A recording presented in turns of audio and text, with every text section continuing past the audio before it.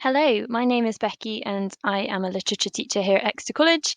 And today I will be looking at Othello Act 4 with you for your online lesson.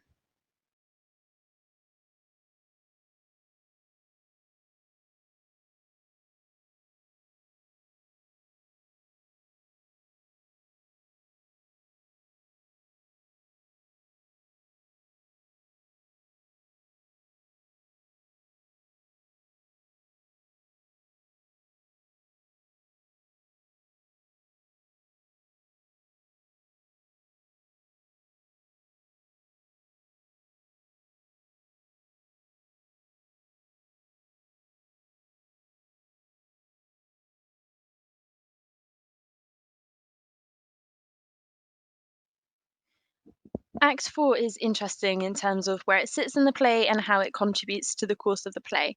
So, here I'm going to draw your attention to three moments in Act 4 that I think are significant in how they contribute to the structure of the play.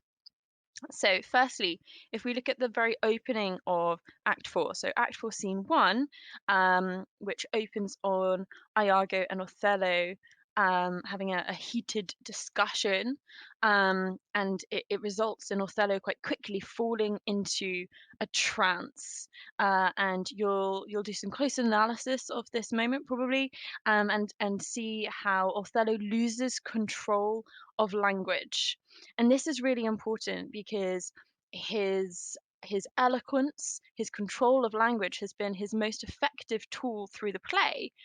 And how he's presented here in Act 4, Scene 1 is dichotomous. It's the binary opposite, really, of how he's presented in Act 1 and 2, where he is regal and controlled and powerful and asserts his power through his use of language. So this juxtaposition shows the huge damaging effect of the climactic Act 3, Scene 3. The beginning of Act 4 illustrates just how far and how quickly Othello has fallen. The second moment I want to draw your attention to can easily be overlooked, and this is the entrance of Ludovico near the end of Act 4, Scene 1. Ludovico comes with a letter which is recalling Othello back to Venice.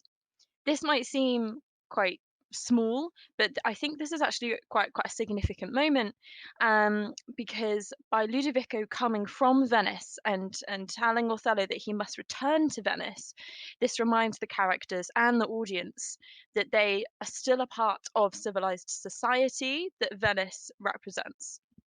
So it's a reminder to us, to the characters, that while Cyprus feels cut off from society, it feels like a place where transgression can be explored. It is still a part of the Venetian Empire, and justice, law, and order will be served eventually.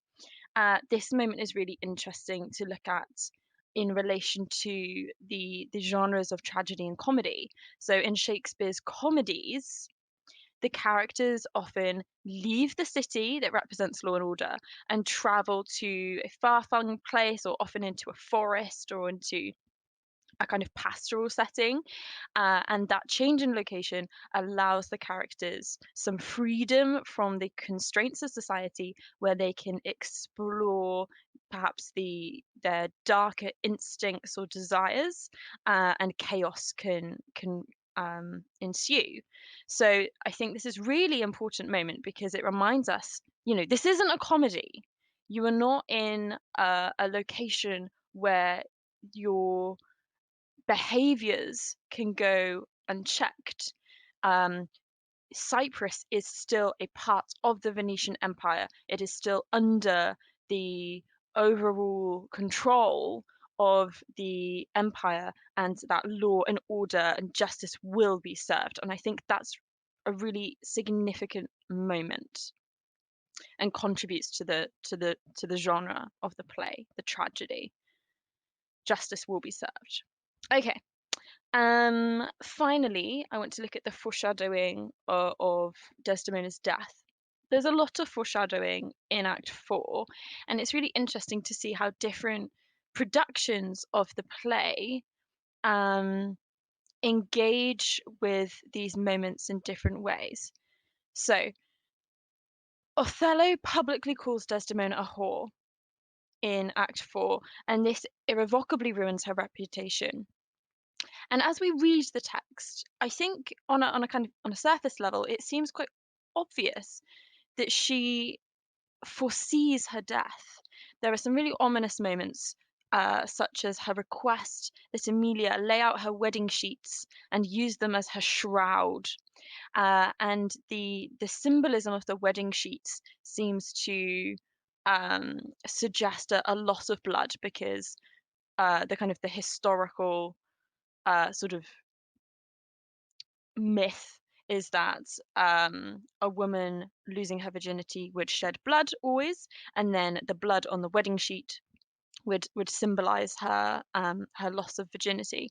So that almost expectation that is coded into the symbol of the wedding sheets of a loss of blood to us might also foreshadow a death, like a loss of blood through violence.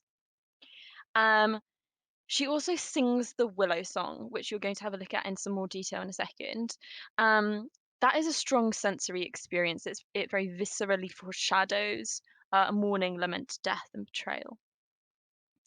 Um, so these moments seem to be very structurally significant in how they foreshadow the events of Act 5. It's worth checking out the Royal Shakespeare Company production of Othello, the Iqbal Khan 2015 production, because they do something quite interesting with Act 4, Scene 3, where Emilia and Desdemona seem to be sort of joking and they're very light-hearted in the way that they present those lines. So when Desdemona is talking about using her wedding sheets as her shroud, um, she almost seems to be making a mockery of the situation and seem to be joking that she might be killed. And to us as an audience, with knowing that this is a tragedy, probably knowing the outline of the plot already coming um, into the theatre, that might seem quite unnerving. It might highlight Desdemona's naivety or innocence in that she's not taking it seriously. Whereas other productions have Desdemona present those lines in a very serious, somber way. So yeah, it might be worth considering how you would have Desdemona um, read those lines which seem to foreshadow her death. Do you think it's more powerful if she is sort of somber and serious, or is it more powerful to have her almost playing with this idea that she might die, and her naivety really being highlighted to us? Okay, so those are three significant moments that you can use to think about structure in Act 4.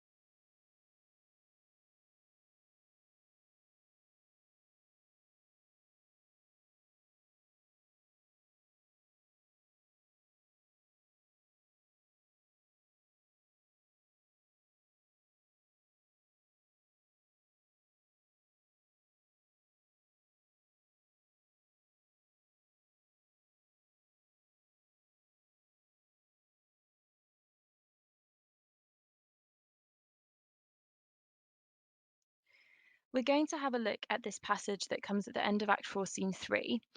And it's a conversation between Desdemona and Emilia. So I'd like you to open up your copy of Othello to the end of Act 4, so we can have a look at this passage together. So it begins with Desdemona asking Emilia, "Are there women that do abuse their husbands in such gross kind?" She seems incredulous that Othello can believe that she's been unfaithful to him. So she asks Emilia, "Do women really do this?"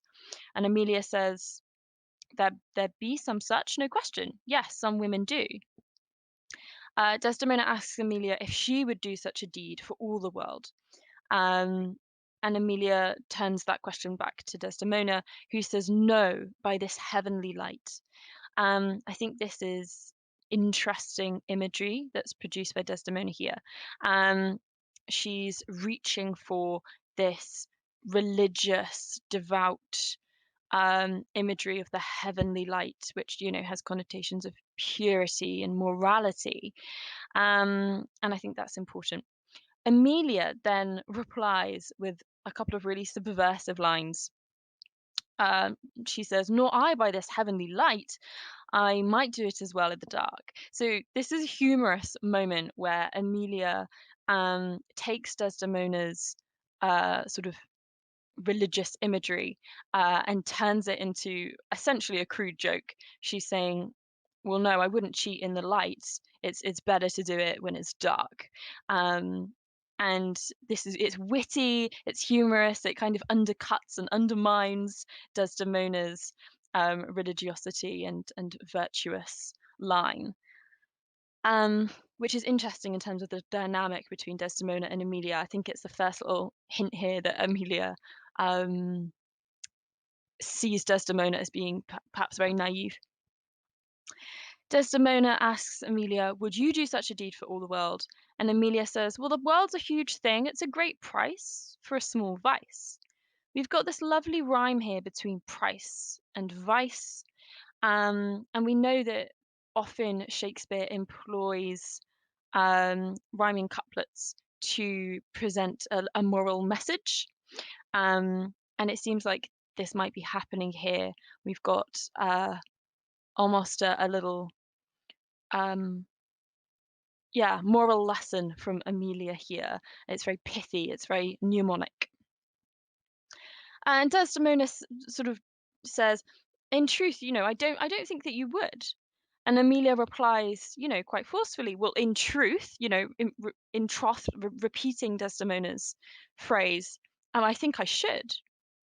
And she says, "And undo it when I had done. Marry, I would not do such a thing for a joint ring, nor for measures of lawn, or pretty gowns, petticoats, caps. But for the whole world, why, who would not make her husband a cuckold to make him a monarch?" So Amelia starts by saying she's thinking quite creatively here. She says, "Well, if I had the whole world, then then I could undo the act when I had done it." So, if I owned the whole world and I had supreme power, I could kind of undo the act of unfaithfulness, or I could make it so that it's okay and it's not as much of a problem as it is in society right now. Once I had gained my huge prize, my huge reward. She says, I wouldn't cheat on my husband for small things, petty things that aren't particularly valuable. But she says, "Who would not make her husband a cuckold to make him a monarch?" I think this is a lovely line. So she's saying, I would take a bit of a sacrifice, a kind of moral sacrifice to cuckold her husband if the prize was worth it. And then this, I think, is the most significant line of this whole passage. She says, "I should venture purgatory for it." Now, this is really important because Amelia's saying that she would risk her soul, right? She would risk not being able to go to heaven and being stuck in purgatory or even hell if it meant that she could gain the whole world in this life. This is the opposite of what Desdemona's saying, which is that by the heavenly light she would protect her soul and protect her virtue, um, and it shows very different characters and different value systems here. So Desdemona says, "Beshrew me if I would do such a thing for the whole world." And Emilia, again, she asserts this idea that why the wrong is wrong, but a wrong in the world, and having the world for your labour, 'tis a wrong in your own world, and you might quickly make it right. So Amelia's reasserting this idea that if you owned the world, you could adjust the world so that that unfaithfulness wasn't such a huge problem.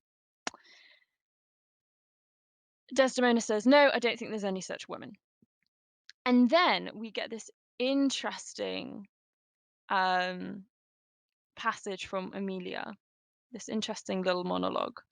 Um, and what I want you to take note here is that Emilia switches to verse here. So up until this point, Emilia and Desdemona have been talking in prose, which means that they are having an informal conversation. It's private. It's potentially tongue in cheek or humorous or it's casual. But here, Amelia switches to verse, and that's significant, I think, for a couple of reasons. I think it means that she has something important that she wants to express, so she's reaching for verse to do that more powerfully.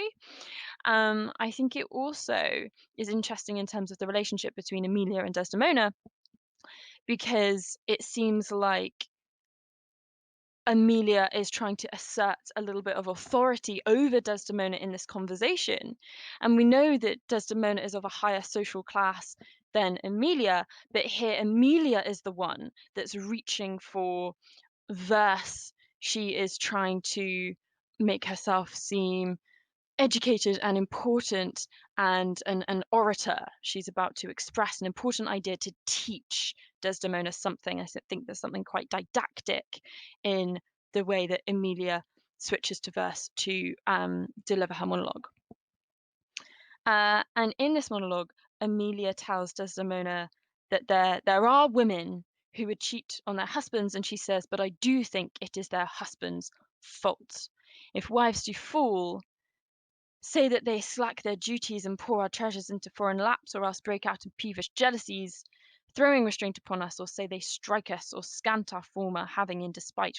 Why, we have some goals, and though we have some grace, yet have we some revenge." So she's saying if women cheat on their husbands, it's because their husbands have driven them to it. They have treated them badly, or hit them, or treated them spitefully. Um, and and some women reach for revenge. She says, "Let husbands know their wives have scents like them. They see and smell and have their palates both for sweet and sour as husbands have." So in this section, I think it's a very powerful feminist moment in the play where Amelia draws Desdemona's attention and the audience's attention, of course, to the fact that women have the same emotional capacity and desires and fears as men have. She says women, women can want revenge. They can have desire. They can want to desires for sport. They want to play. They want to win. They want affection. They want all of these things that men do. Um, And yet, this of course draws our attention to the fact that this whole play is driven by the action of the play is driven by the emotional desires and fears of men. So she's drawing our attention to both men and women have the same emotional capacity, but it's men's behavior. It's the way that the men in the play are indulging their emotions, their fears and desires, that is that's to blame essentially for everything that's happening in this play. Um, Desdemona responds to this monologue also in verse. So she's kind of reaching up to match Amelia's tone, I think, at this point, and she bids her good night. She refers to heaven again. Heaven, me such uses send, not to pick bad from bad, but by bad mend. I think she's trying to get in the final word, and she's trying to reassert her kind of her virtuous stance. Um, okay. So I think what I just want to point out here is that this is a lovely passage to employ some critical lenses, and I think the ones that are easiest to reach for here are a Marxist critical lens and a feminist critical lens. So we've talked a little bit about this feminist critical lens, where Amelia draws our attention to the the capacity of women and their emotional experiences, and also kind of disrupts the the narrative of the evil woman that cuckolds her husband, which would be very much held within Shakespeare's contemporary audience. Amelia's doing a little bit of work here to kind of deconstruct a little bit that narrative of the fallen whore woman that cuckolds the poor husband, and she's saying, well, let's look at like why that might be, why women might behave in that way, and also why do we allow men to indulge in their desires and fears, and yet women don't have the space to do the same. So I think that's a kind of feminist reading of what's happening here. What I think is also really interesting and potentially a bit more tricky is a kind of Marxist reading where we think about social class.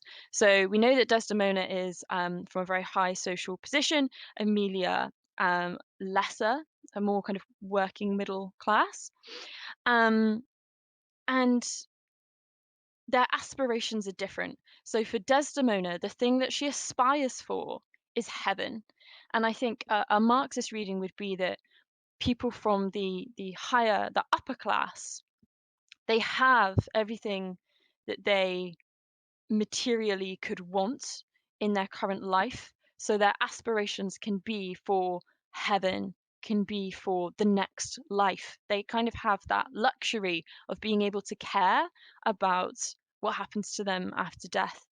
Whereas Emilia, who is lower down on that social chain, she says that she would venture purgatory in order to make her life on earth better. So I think that suggests a kind of a material struggle. She would risk more in order to try and make her present life better. And I think that very much forms a kind of Marxist reading of the aspirations of people from different social classes in this play. Um, okay. Hopefully that was a little bit useful. If you've got any further questions about this passage, do raise them in class with your teachers, or of course come and find me and we'll have a chat about it.